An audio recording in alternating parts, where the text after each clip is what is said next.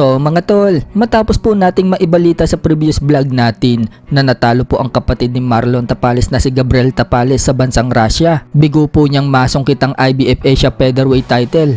Nalaman po natin mga tol na masaklap pala ang pagkatalo ni Tapales dahil bumagsak pala ito sa kamay ng Russian fighter na si Asnur Kalsinov. Technical knockout po sa round 6 ang sinapit ni Tapales. May mga fans po ang nagsasabi mga tol na kaya daw na knockout itong si Tapales dahil hindi man lang daw ito nakapagpahinga noong makalapag ito ng bansang Russia. February 10 daw kasi ito dumating sa Russia tapos 3 araw lang laban na niya agad, kaya mukhang may jet lag pa daw itong si Tapales. Samahan pa ng 5 oras ang diferensya ng oras sa Russia mula sa Pilipinas. So hindi lang po si Gabriel Tapales ang natalo, pati na din po ang isa pang Pinoy na si Virgil Vitor. Technical knockout din po ang sinapit sa Russian fighter na si Artur Subkankulov. Sa kabilang banda naman mga tol, alam na nga po ng karamihan, matapos pong talunin ni Terence Crawford si Canelo Alvarez noong nakaraang taon buwan ng September at maging kauna-unahang 3 Division Undisputed World Champion. Nagretiro na nga po agad itong si Crawford mga tol. Gusto pa sana makipag-rematch ni Canelo kay Crawford ngayong taon na ito sa buwan din ng September. Kaso yun nga mga tol,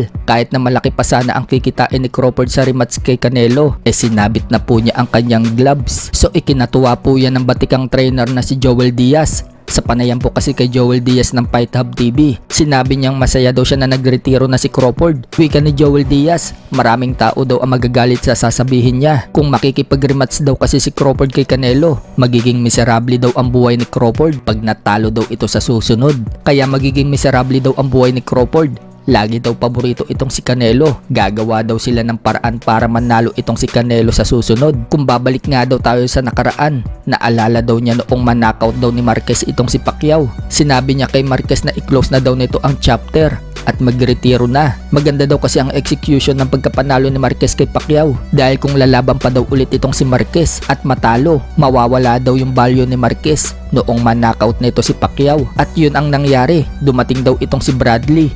Tinalo ni Bradley si Marquez, kaya parang naging baliwala yung pag-knockout ni Marquez dito kay Pacquiao. Kaya ngayong nagretiro na si Crawford at hindi na bumalik sa boxing. Forever na daw na nasa history ng bukang nagawa ni Crawford. Mula 154 pounds, tumalo ng 168 pounds at tinalo ang king of boxing na si Canelo at kinuha yung mga belts at magretiro. Yan daw ang magandang ginawa ni Crawford. Speaking of Terence Crawford, binunyag nga po niya na mas matindi pa daw yung ginawa niyang training kaysa daw sa naging laban nila ni Canelo Alvarez. Pagbubunyag ni Crawford, brutal daw ang training na ginawa niya. Halos sumuko na daw kasi yung katawan niya sa training kaysa daw sa naging laban niya kay Canelo. Sa ibang banda naman mga tol, Shakur Stevenson, naka-sparring na pala niya dati itong si Jesse Bam Rodriguez noong lumalaban pa daw siya sa amateur.